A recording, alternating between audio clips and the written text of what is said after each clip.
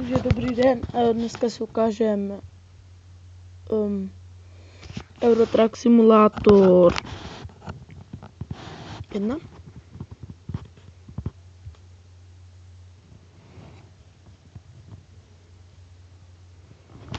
Dnešní video spočívá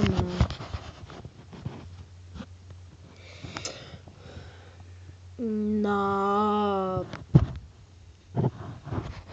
vzpomínku na Truck Simulator 1, už je Truck Simulator mám Europe, jak má boot. Prostě doufám, že se vám líbí moje videa. Já si myslím, že dneska si dáme load game. Week of Monday. Vyjel jsem v 10 hodin a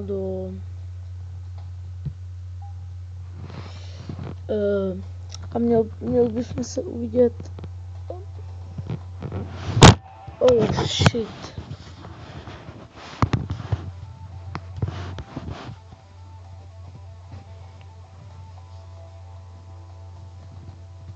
No, já spíš chci jenom ukázat takovou malinkou technologii, co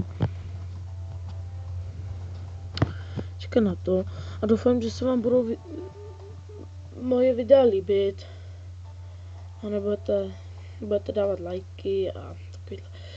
Euro Truck Simulator podle mě znamená, Euro Truck Simulator je dobrá hra, ve které si člověk užije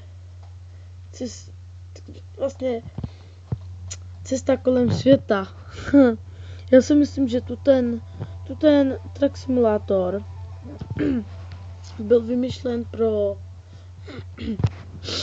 pro lidi, kteří umí a učí se jezdit autem, či jak máte City Car Driving, tak prosím napište někdo like, přes co to mám stáhnout, protože já nevím, přes co mám stáhnout City Car Driving Simulator.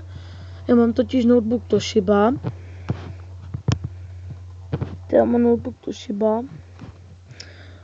Nebo 520 a normálně Euro Truck Simulator jsem tam stáhl sám.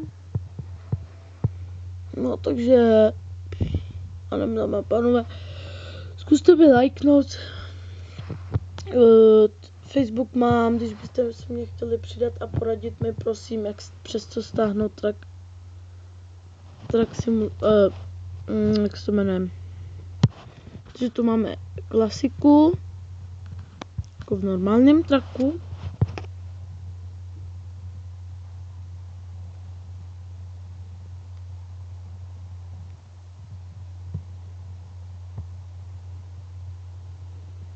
No, já se omlouvám, město trošku seká.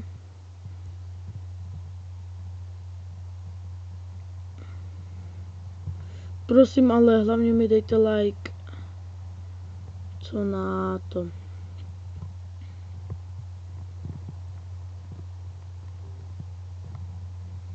Ano. Já se s vámi podloučím a doufám, že se uvidíme zase někdy jindy.